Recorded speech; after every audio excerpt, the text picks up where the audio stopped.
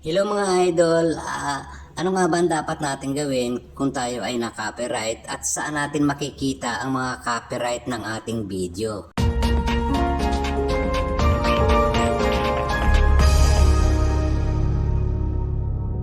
Kaya guys, panoorin nyo to at ipakikita ko sa inyo. Ito guys, check natin yung ating mga reels kung meron ba tayong makikitang copyright. Ito yung aking mga reels guys. Ayan guys, kung mapapansin nyo, wala siyang copyright kasi yung bagong update ni Lola Mes, kailangan kung may copyright ka, may nakalagay na ganito sa iyong video. Yan, yung may pula na yan. Mga idol, pag ganyan na nakita nyo sa inyong video na na-copyright kayo, wala na kayong problema kasi any moment ay pwede nyong palitan ng inyong background music. At kahit i-check ko ang aking mga video, malinis ang aking mga video at wala akong nakikitang mga sign na may copyright ako. Ngayon, paano nga ba natin makikita kung tayo ay na-copyright at may violation? Ngayon, i-check natin ang ating Facebook. Then, punta tayo sa ating profile picture sa taas. Then, browse natin pataas. Pindutin natin ang health support and then support inbox. Guys, dito natin makikita ang ating mga copyright. Open natin yung others. Tingnan natin kung ano yung message sa akin ni Lolo Mets. Ayan guys, ay pwede na ako magpalit ng name ko sa aking page. Back tayo guys, tingnan natin yung your alerts. Dito sa your alert, dyan natin makikita lahat ng ating violation or ng ating copyright. Open natin itong aking na copyright. Ayan, tingnan natin. Ayan guys. And then, pindutin natin yung see details. Pag pinindit mo yung see details, continue mo lang yan.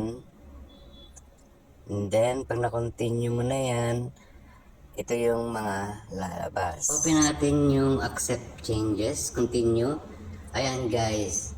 Kung gusto mong i-accept yung changes niya guys, may 20% yung may-ari ng background o ng music sa iyong revenue dito sa iyong video na na-copyright. So kung ikaw ay monetize na, I think better na rin na ito yung gamitin mo kasi 20% lang naman yun sa may-ari ng video. So tingnan naman natin yung submit dispute. Dito guys, maganda dito sa submit dispute, kung original yung video mo, talagang sa iyo siya at na-copyright ka, ito ay maganda, ito yung talagang magandang gawin. Ipaglaban mo na sa iyo talaga yung video. Ngayon, kung sa music naman, ay ayun, pwede mo rin naman siyang i-dispute kasi may mga option naman dun about music. Guys, ako delete video yung ginawa ko kasi unang-una hindi pa naman ganun karami yung views, pangalawa wala naman siyang star. Ayan, at sa mga magde-delete nga pala ng video, lalo na sa may mga stars, antayin nyo munang pumasok sa inyong account yung stars bago ninyo i-delete kasi pag dinelete ninyo na hindi pa nakapasok sa account nyo yan, ay mawawala pati ang star. Sa delete naman, ayun, syempre, mababawasan yung engagement mo.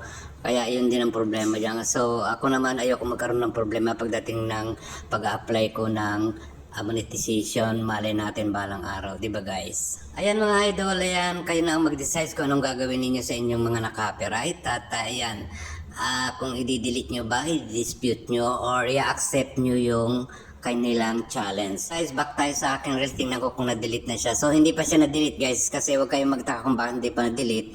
Yan ay 6 hanggang 24 hours bago yan mawala sa inyong Facebook. Kaya, wait nyo lang yan at kung sayang mawawala. And guys, sana marami kayong natutunan sa video na ito. At follow na po kayo. And thank you very much for watching. And see you at my next vlog. Thank you. Bye-bye guys.